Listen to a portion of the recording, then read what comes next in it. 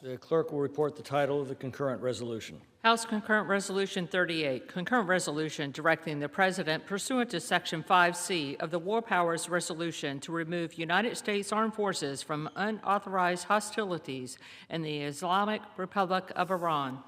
Senator from Mississippi is recognized. Mr. President. On this, the yeas are 47, the nays are 53. The motion to discharge is not approved.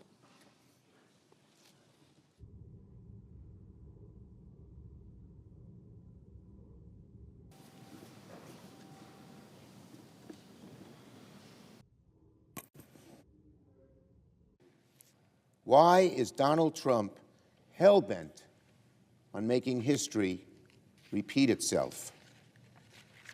Why is he plunging America headfirst into a war that Americans do not want and which he cannot even explain? Enough is enough. The American people deserve a say, and that is what our resolution is about. We must act to stop Trump's belligerence. The American people will be watching how senators vote. History will judge this chamber for how we act. To my colleagues, all of my colleagues, it is time to make a stand. We must stop another war in the Middle East. This administration can't even give us a straight answer as to why we launched this preemptive war. The president says we had to strike first because an Iranian strike was imminent. Meanwhile, the Department of Defense conceded there was no evidence of an imminent Iranian strike. Some told us this war was about nuclear weapons, but 6 months ago, we were assured our last strike on Iran decimated their nuclear program. So which is it?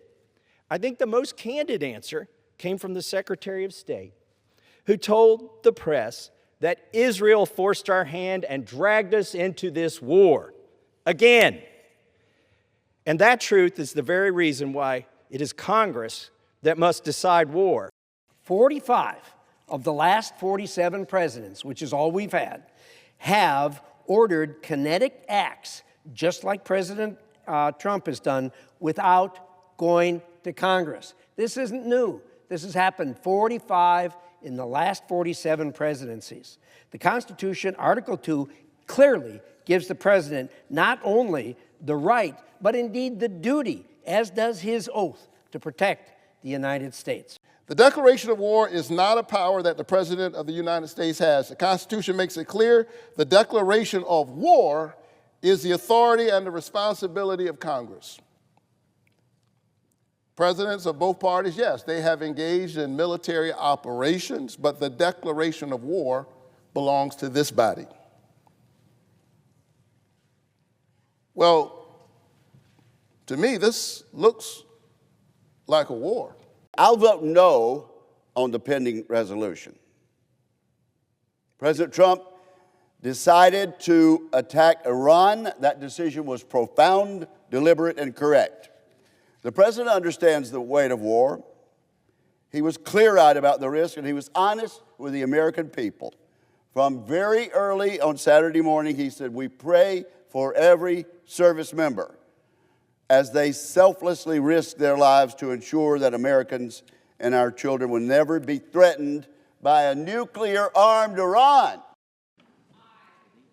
In his return to the presidency, Mr. Speaker, Donald Trump has left America less prosperous, less safe, and less free. He has hurt us again and again, failed us again and again. And now by launching this unauthorized war of choice, setting fire to our Constitution. The American people deserve better. The Ayatollah's reign of terror began with weak leadership from President Carter. It will end with strong leadership from President Trump. This war powers resolution is ill-timed and ill-advised.